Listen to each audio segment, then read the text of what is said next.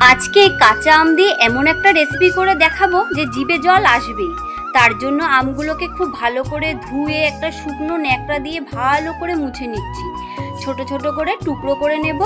তার মধ্যে পরিমাণ মতো নুন হলুদ দিয়ে ভালো করে মেখে নেব। মাখা হয়ে গেছে। এখন আমগুলো থালার মধ্যে সাজিয়ে একদিনের জন্য খুব ভালো করে রোদে শুকিয়ে নেব। এখন একটা মশলা রেডি করে নিচ্ছি। মেথি, গোটা ধনে, গোটা জিরে, গোটা মৌরি আর দিয়ে দিচ্ছি কালো জিরে, জোয়ান, শুকনো লঙ্কা দিয়ে হালকা করে ভেজে নেব।